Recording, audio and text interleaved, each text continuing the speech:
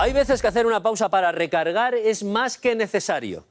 Un anuncio y empezamos con las noticias. Tu cuerpo sabe bien lo que se hace. Un día quiere calma y otro quiere fuerza. Solán de Cabras brota con presencia natural de magnesio y muchos más minerales esenciales para darte su composición mineral. La naturaleza sabe de equilibrio. Tú tienes sed de agua y tu cuerpo de minerales. Empeora la salud del Papa. El Vaticano ha emitido esta tarde un nuevo parte médico en el que asegura que Francisco sufre una neumonía bilateral con un cuadro respiratorio complejo, así lo califica. El Vaticano suspende la agenda del Papa como mínimo hasta el domingo. Donald Trump y Vladimir Putin envían a sus emisarios a Arabia Saudí e inician la negociación para repartirse Ucrania sin contar ni con Ucrania ni con la Unión Europea. Los planes que se han filtrado incluyen que pretenden forzar unas elecciones en Ucrania para echar del poder a Zelensky. Putin se quedaría con el territorio que ha ocupado y Trump exige que Ucrania devuelva el dinero que Estados Unidos ha entregado en ayudas para la guerra, quedándose con buena parte de sus recursos naturales. El fiscal general mantiene su determinación de no dimitir a pesar de haber sido imputado por el Tribunal Supremo. Dice que sería dar una concesión a los delincuentes. García Ortiz comparece en el Senado después de haber esquivado esa comparecencia durante meses con diversas excusas y en medio de la investigación del Supremo en la que los indicios sitúan al fiscal en una difícil posición. Buenas noches. Y además los investigadores tratan de averiguar por qué un avión acabó con el techo en el suelo de la pista en el aeropuerto de Toronto. Esta es la imagen del accidente que impresiona al comprobar cómo un ala golpea contra el suelo y de inmediato el avión da la vuelta y termina volteado. Solo un milagro ha hecho que nadie haya muerto, aunque hay algunos heridos de consideración.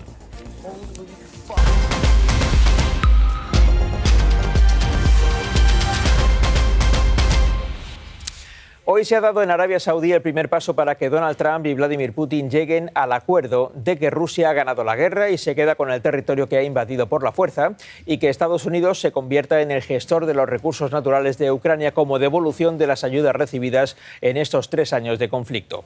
Esas son las expectativas del dúo Trump-Putin después de la primera reunión de sus equipos negociadores, que dicen haber sentado las bases para continuar dialogando, pero con un añadido.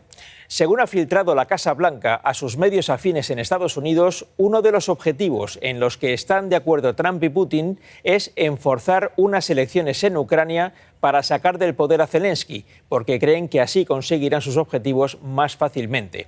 Por supuesto, el futuro de Ucrania y como consecuencia el de Europa lo están negociando Estados Unidos y Rusia sin Ucrania y sin Europa. Esta es la primera reunión de alto nivel entre ambos países, lo que permite a Putin romper su aislamiento internacional y han acordado restablecer sus misiones diplomáticas después de años de enfrentamiento. En paralelo a esa reunión en Arabia Saudí, el portavoz del Kremlin ha asegurado que Putin estaría dispuesto a reunirse con Zelensky, pero se ha desmentido a sí mismo al poner en duda la legitimidad del presidente ucraniano por no convocar elecciones, como si las elecciones en Rusia fuesen democráticas o como si no tendieran a morir todos los opositores que desafían a Putin. En Ucrania, la ley marcial declarada desde la invasión prohíbe convocar elecciones. En la mesa de negociación se han sentado por parte de Estados Unidos el secretario de Estado, Marco Rubio, el asesor de seguridad y crítico con la ayuda a Ucrania, Mike Waltz, y su enviado para Oriente Próximo, Steve Witkoff, un empresario, amigo de Trump, sin experiencia diplomática. Putin envía a 2 veteranos, Sergei Lavrov, el ministro de Asuntos Exteriores desde hace ya 21 años, y Yuri Ushakov, que fue embajador en Washington durante casi una década. Entre otras cosas, Rusia exige vetar la entrada de Ucrania en la OTAN. Vamos a Nueva York para tener más novedades. José Ángel Abad. Eso es lo primero que ha pedido el Kremlin, Vicente, mientras la parte estadounidense asegura que de lo que se trata es de llegar a una solución que fuera aceptable para todas las partes. Pero lo que los dos reconocen es dar pasos para restablecer cuanto antes todo tipo de relaciones entre los dos países, mientras además aquí Fox News, siempre próxima a la administración Trump, asegura que Estados Unidos y Rusia intentarán forzar a Zelensky a convocar elecciones para que haya un presidente ucraniano más flexible. Le preguntaban a Lavrov antes de una reunión en la que iban a hablar de Ucrania sin Ucrania, acuerdos declarados, volver a mandarse embajadores y preparar una cumbre entre Putin y Trump. Estados Unidos insiste en vender a su presidente como paladín de la paz. El único líder del mundo que puede acabar con la guerra en Ucrania es Trump. Rusia exige que la OTAN se comprometa a no admitir nunca a Ucrania. Otra línea roja, ni hablar de soldados de otros países como fuerza de paz en suelo ucraniano. Que se desplieguen soldados de los países de la OTAN, aunque sea con banderas de la Unión Europea o de otros países. Es, por supuesto, inaceptable para nosotros. Los acuerdos no declarados, pero sí filtrados a varios medios, incluyen esta hoja de ruta. Primero, alto el fuego. Luego, elecciones presidenciales en Ucrania, algo que Trump alienta constantemente. Y según las encuestas, con un nuevo presidente más dócil que Zelensky, reparto del botín. Trump tendría como objetivo hacerse con 500.000 millones de dólares a costa de los recursos naturales de Ucrania. Fuera de la negociación del dúo Trump-Putin, el presidente ucraniano Zelensky acelera sus contactos diplomáticos en busca de apoyos. Hoy se ha reunido en Ankara con el presidente turco. Sin embargo, ha cancelado su visita prevista para mañana a Arabia Saudí. Así no va a coincidir con las delegaciones rusa y estadounidense. Zelensky reclama una solución diplomática a la guerra e insiste en que no se excluya de las negociaciones ni a Ucrania ni a la Unión Europea. Estoy seguro de que para Ucrania, para Europa, para nuestra región, es fundamental que cualquier negociación para poner fin a la guerra no se lleve a cabo a espaldas de los actores clave afectados por las consecuencias de la agresión rusa. Todos estos movimientos se producen 24 horas después de la reunión informal de líderes europeos en París. El anfitrión, el presidente francés, ha informado de lo debatido tanto a Trump como a Zelensky.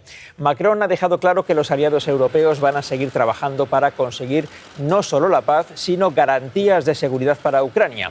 El presidente francés ha convocado para mañana una nueva reunión con líderes europeos y también no europeos. Ese mismo mensaje es el que ha transmitido hoy en Bruselas la presidenta de la Comisión Europea al enviado de Donald Trump para Ucrania. Ursula von der Leyen ha enfatizado la necesidad de trabajar para garantizar una paz duradera. Europa reclama tener voz y un asiento en las negociaciones, pero de momento sin éxito. Esther Vaquero. Sin éxito. Ursula von der Leyen dice que Europa ha apoyado más que nadie a nivel financiero y también militar a Ucrania y asegura que están dispuestos a dar un paso adelante. Por su parte, la jefa de la diplomacia comunitaria ha propuesto un plan para enviar más armas a Kiev. Guillermo Pascual. Esther, hoy Europa ha podido comprobar con esa foto en Arabia Saudí que ya de facto se ha quedado fuera de las negociaciones principales. Un encuentro que no ha gustado nada ni aquí en Bruselas ni en el resto de capitales, porque lo que confirma es la traición de Estados Unidos a los europeos, a los ucranianos y también a una estrategia conjunta que han seguido los países aliados en los últimos 3 años y no lo olvidemos, con miles de millones de euros gastados de dinero europeo en el camino. La evidencia de que Donald Trump ignora a Europa y de que está a punto de conceder a Vladimir Putin la victoria por su invasión de Ucrania ha hecho que se reabra el debate sobre el gasto de defensa en los países de la Unión. Y no se trata de un debate sencillo. Desde luego no lo es en España, donde todos los socios de Pedro Sánchez están en contra y solo le apoya la oposición. La duda es cómo se abordará en Bruselas ese aumento del gasto y en qué condiciones se hará, teniendo en cuenta los límites fiscales que rigen en la Unión. Guillermo. Sí, bueno, podemos decir, Vicente, que ahora mismo el consenso entre todos los países es que habrá que aumentar el gasto en defensa, pero es verdad que a partir de ahí pues hay discrepancias sobre cómo lo hacemos. Por ejemplo, hay estados que apuestan por hacerlo todo a través de los presupuestos nacionales, es decir, que cada uno lo haga por su cuenta, pero hay otros que dicen que no, que el tema es tan prioritario y tiene tanto peso que requiere de medidas especiales, como por ejemplo la financiación a base de deuda conjunta que esté avalada por todos los países. España encabeza el grupo de países que piden la creación de un fondo común, igual que se hizo en la pandemia, para financiar el gasto en defensa. Ahora, efectivamente, ese sentido de urgencia sí que se está instalando en las discusiones. Se evidencia, efectivamente, que tenemos que hacer uso de todas las herramientas que están a nuestra disposición. Alemania o Países Bajos, que ya fueron muy reticentes durante el COVID, ahora ya no quieren ni oír hablar de nuevas deudas conjuntas. El ministro holandés lanzaba un aviso a países como España. Habrá que tomar decisiones difíciles. El dinero no es gratis. Si lo gastas en defensa, seguramente lo tendrás que quitar de otra partida. Desde Bruselas prometen dar toda la flexibilidad posible a la hora de aplicar las normas del déficit. Tenemos que movernos muy rápido. Estamos estudiando diferentes opciones para poder sufragar los gastos militares, decía el comisario. Desde hace tiempo, Europa se encamina hacia algo que cada vez se parece más a una economía de guerra.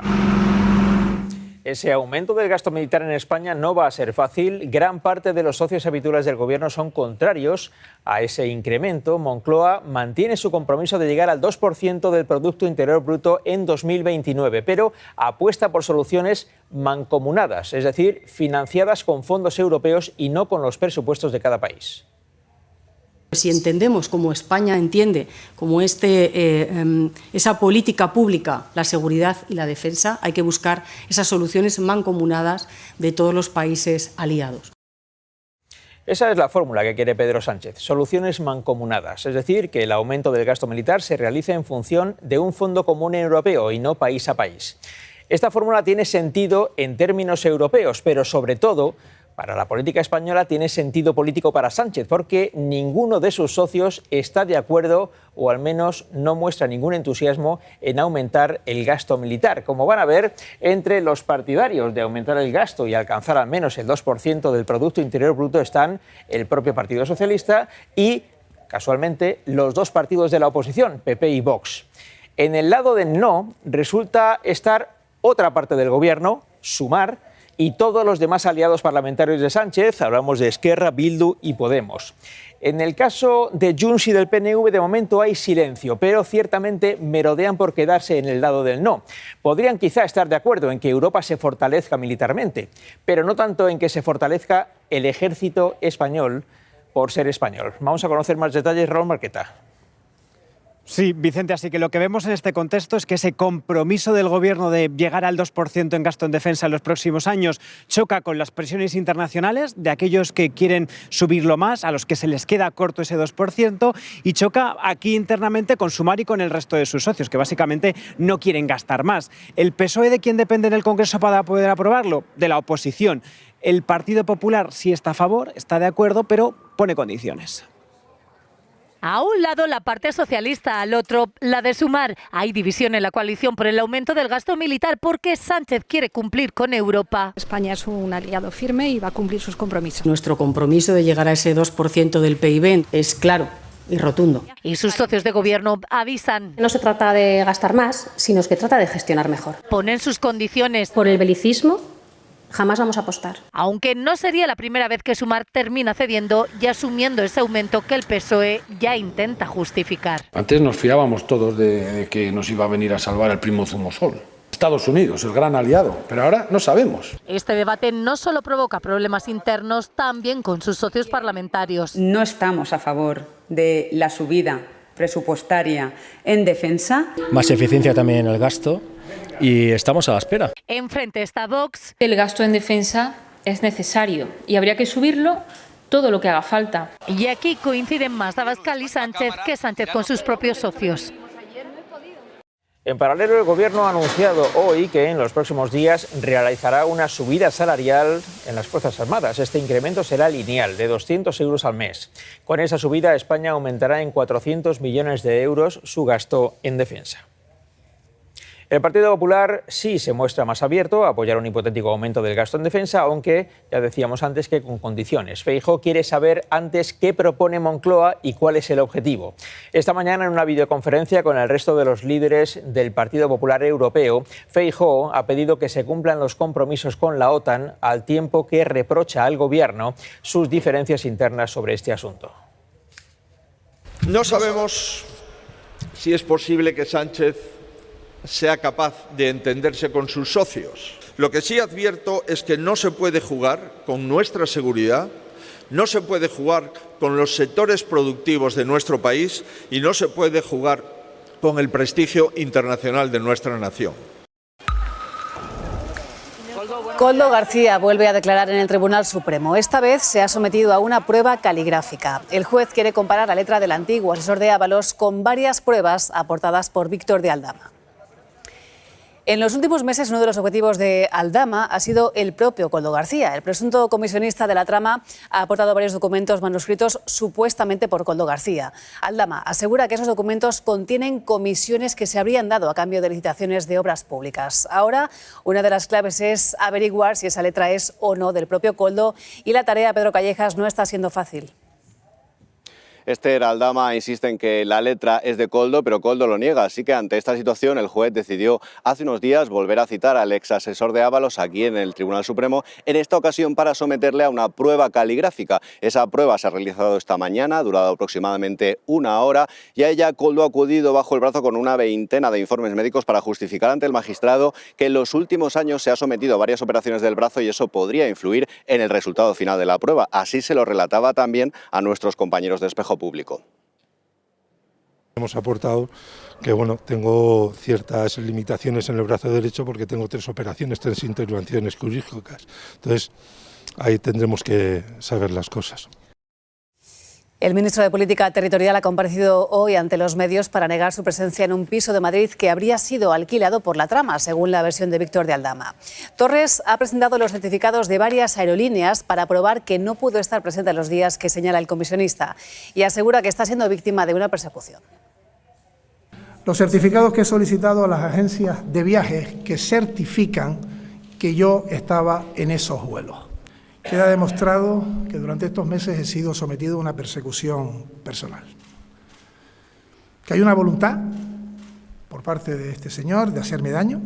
No sé quién está detrás, pero como ocurre hoy, todo se terminará sabiendo, ¿no? Así ha llegado el fiscal general a la sala del Senado en la que ha comparecido esta tarde, acompañado del portavoz del Partido Socialista, rodeado también de senadores del PSOE.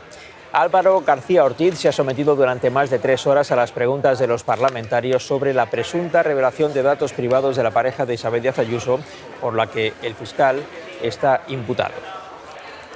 La defensa de García Ortiz ha sido firme, defiende su actuación y eso incluye el borrado de su teléfono móvil el mismo día en el que el Tribunal Supremo abrió una causa contra él. El fiscal general del Estado se reafirma en cada una de sus decisiones y explica de este modo por qué no va a dimitir. Si yo dimitiera, estaría haciendo una concesión a los delincuentes, una concesión a otras personas.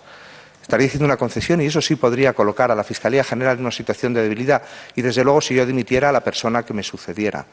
Porque la Fiscalía tiene que mostrarse fuerte, muy fuerte.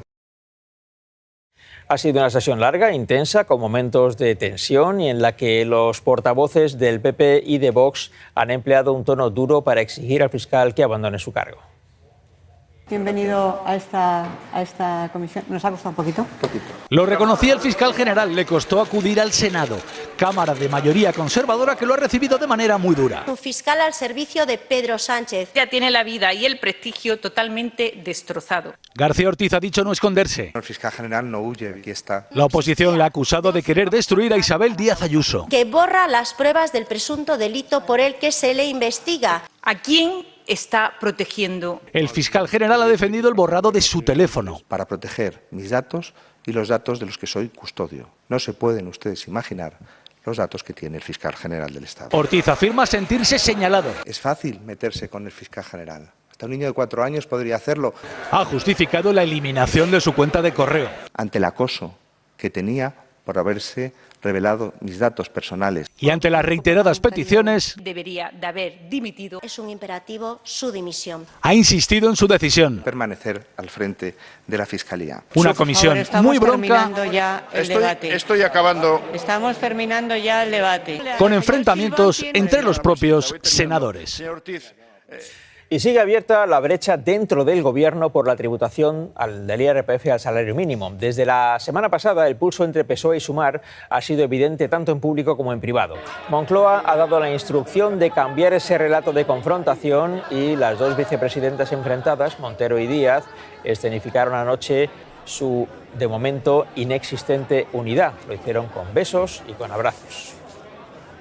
Hace una semana la portavoz del Gobierno y Yolanda Díaz protagonizaron una rueda de prensa, la verdad con mucho espectáculo, al desmentirse mutuamente frente a los medios de comunicación. Hoy los periodistas han preguntado hasta en 4 ocasiones a la portavoz si el Gobierno hace autocrítica de ese choque público, pero ha sido como preguntar a una pared.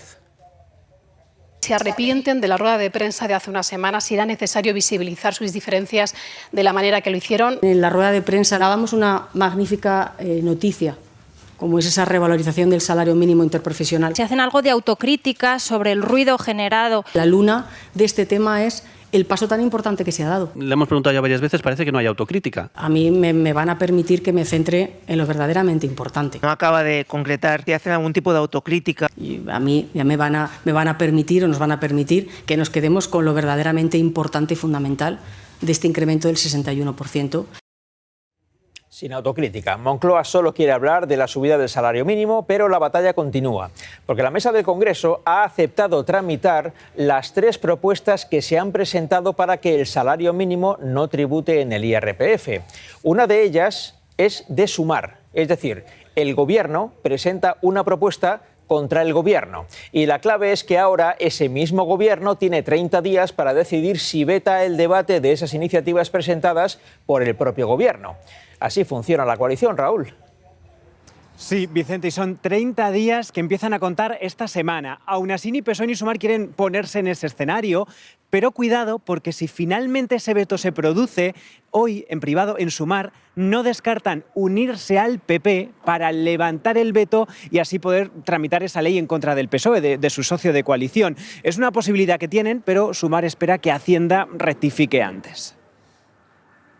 Yo creo que en política hay una cosa que no hay que hacer, que es enrocarse cuando uno está aislado, cuando tiene un debate socialmente perdido, cuando uno está aislado en el Congreso, que es lo que ocurre en el Ministerio de Hacienda en estos momentos.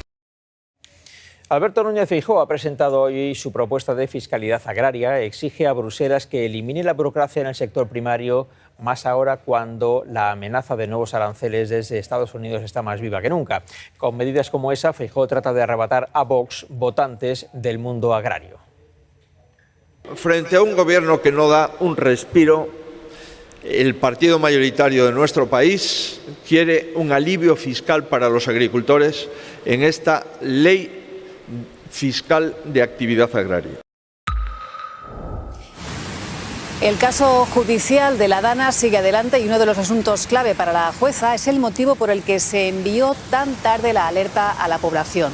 Ha pedido a Emergencias que informe de si alguna autoridad fue al centro de coordinación antes de que fuese enviado. La magistrada sostiene que la población no pudo tomar ninguna medida para protegerse debido a la ausencia de avisos. En varios de sus últimos autos señala que los daños materiales no se podían evitar, pero las muertes sí. La jueza de Catarroja lo tiene claro y así lo hace constar. Califica de muertes evitables el abrumador número de fallecimientos que se produjeron y lo relaciona con la ausencia de avisos a la población, que dice no pudo tomar ninguna medida para protegerse. ¡Ábrela, ábrela! Una alarma que sonó a las 8:11 de la tarde. Estoy aquí. Cuando muchos ya estaban sufriendo las consecuencias de las inundaciones. La magistrada constata además que el aviso llegó notablemente tardío. No te da margen de maniobra para salvarte. Por lo que dice, muchas víctimas fallecieron en las plantas bajas de sus casas, en los garajes o en la calle. La jueza también quiere saber si alguna otra autoridad acudió al CECOPI antes de enviar el mensaje de alerta. La respuesta de la delegada del Gobierno es rotunda. Yo, cuando vi al presidente de la Generalitat, es cuando se mandó el SALER. Son realidades. Mazón, por su parte, elude la cuestión. Nosotros no comentamos los requerimientos judiciales por respeto al procedimiento. A la AMET le pide un informe de los avisos del tiempo de ese día. Agravan el diagnóstico sobre el estado de salud del Papa Francisco. Según el último parte médico, el pontífice sufre una neumonía bilateral que requiere un tratamiento médico adicional al que ya estaba recibiendo.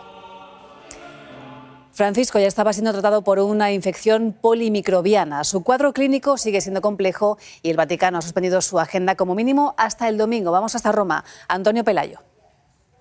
Es una mala noticia, a pesar de lo cual el comunicado vaticano asegura que el Papa no ha perdido su habitual buen humor. Ya en marzo del 2023 Bergoglio sufrió una pulmonía de la que se curó después de una larga estancia en el Hospital Gemelli. 2 años más tarde la gravedad se acentúa, pero todo dependerá de la eficacia de la terapia farmacológica que a partir de hoy se le aplicará.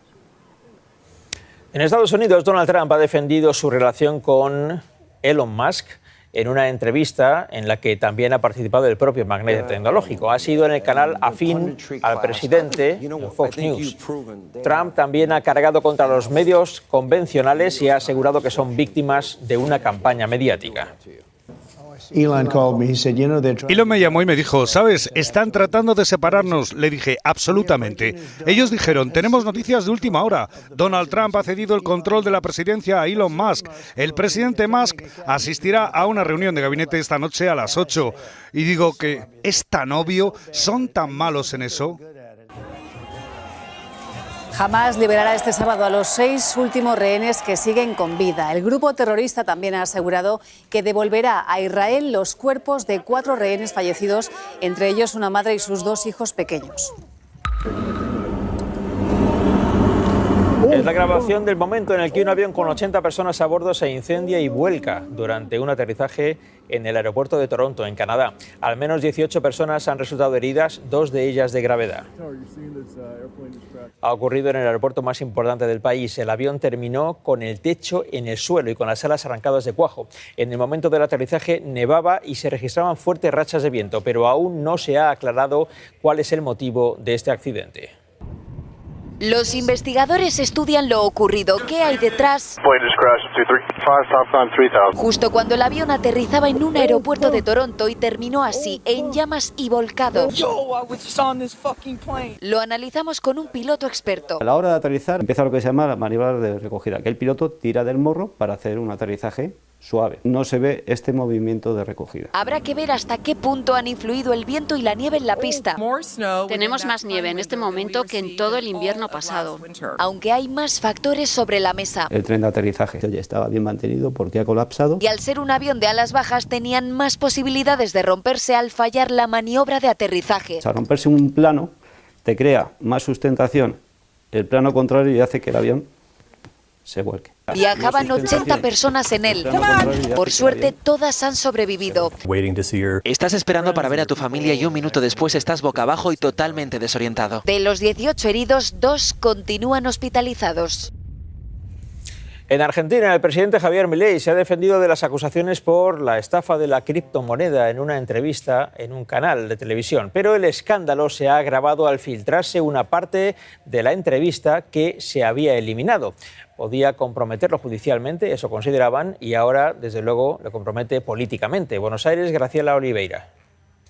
Primero el escándalo de la publicación y ahora la entrevista periodística fallida solo han logrado acentuar el costo político que está pagando la figura del presidente Milei. Y a las posibles implicancias judiciales se suma también la caída de acciones argentinas en la bolsa de Wall Street, justo en la víspera de un encuentro en Washington con la directora del FMI para acordar un nuevo préstamo. Milei esperaba un paseo triunfal. ¿Cómo era que se pactaban las preguntas? Sí, acá. Esta me las anotó Adorni y Karina Milei. En un canal amigo pretendía quitarse toda la culpa por la supuesta estafa de la criptomoneda Libra, hasta que las preguntas le acorralan. Desde mi cuenta personal. Sí, pero ya te diste cuenta que no, que sos presidente. Con una mueca tensa, Milei sonríe y mira a su asesor, que se acerca a susurrarle. Con el juicio. Sí. Este fragmento no llega a emitirse, pero la cadena lo cuelga en sus redes y aunque poco después lo elimina, el corte se hace viral. La oposición le acusa de estafar con la criptomoneda y en las entrevistas. Le pasa una estafa por delante de sus narices si no se da cuenta o si tienen a un presidente estafador. Milei se enfrenta al mayor escándalo desde que llegó con su motosierra a la presidencia. En lo que sí se emitió, se lava las manos. Yo no lo promocioné, yo lo que hice, lo difundí. Milei no se lleva un mango de todo esto. Con un posible juicio político en el horizonte, el asunto ya le pasa factura a la economía argentina. Sus mercados han abierto en números rojos. Un narcotraficante ha muerto durante la persecución de la Guardia Civil a una narcolancha en Sanlúcar de Barrameda, en la provincia de Cádiz. El joven, un marroquí de 23 años, cayó al agua pero rechazó la ayuda de los agentes. uno de los compañeros salta al agua para rescatarlo, también es empujado y también rechaza esta ayuda que se le presta. Finalmente pues resulta fallecido. A la salida. Después cuando salgamos... La justicia italiana deniega a Juana Rivas la custodia de su hijo menor y ordena que el niño vuelva a Italia con su padre y le da la custodia en exclusiva. La defensa de Juana Rivas ya ha anunciado que recurrirá a esta decisión del tribunal italiano. ¡Abre la puerta! Importante operación contra la mafia china en la Comunidad de Madrid. Blanqueaban el dinero de otras organizaciones criminales relacionadas con el narcotráfico y la trata de personas. Hay 13 detenidos. Se apuñala, pero vamos, rápidamente. No dejo de decir ni las huellas. Es uno de los audios que se han escuchado en el juicio contra un hombre acusado de matar a su mujer y a su hijo de 11 meses. Ocurrió en 2021 en la localidad cántabra de Liaño. El hombre ha negado haberlos matado. Y en los boletines espacios informativos de Onda Cero.